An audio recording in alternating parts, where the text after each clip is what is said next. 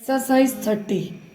Subsequent to the dismissal of the second appeal, the appellants and the respondents compromised their dispute, and such compromise was reduced into writing. Stop. According to the written compromise, the appellants were entitled to retain half of the two-third share of the land in dispute, and the respondents were to retain the other half. Stop. The respondents admitted in their compromise deed that the appellants had taken possession of their share of land. Stop. When this compromise was presented before the division bench of the High Court of Punjab and Haryana, in letters patent appeal which came to be registered, the division bench of the High Court disposed of the said letters patent appeal in terms of the said compromise petition. Stop. Next para.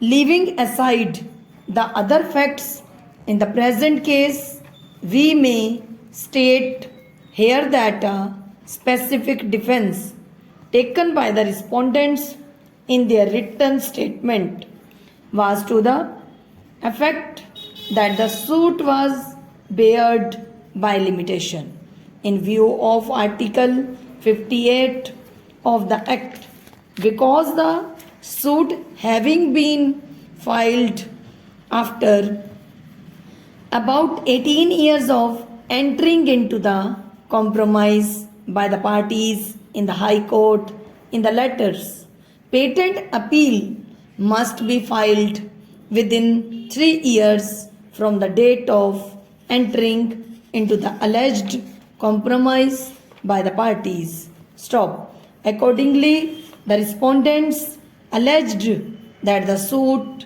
must be dismissed on the ground of limitation. Stop.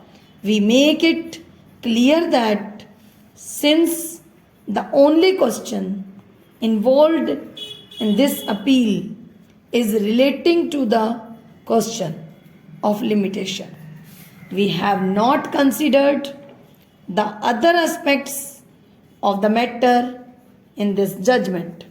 Stop. After the parties had entered appearance and led evidence in support of their respective cases, also on the point of limitation, the trial court held inter alia that the suit was barred by limitation in view of the Article 58 of the Act, as the cause of action arose in 1972. Full stop. Next para. The High Court has not exercised the caution that was expected to while dealing with the judgment of acquittal by the trial court. Stop. High Court was not justified in interfering with the well considered judgment of the trial court. Stop. The judgment of the High Court is set aside and that of the trial court is restored. Stop.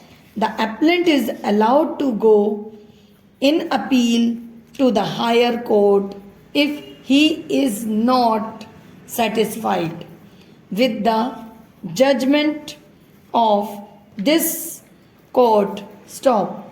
Leave is granted to pursue the matter in any court for final decision. Stop.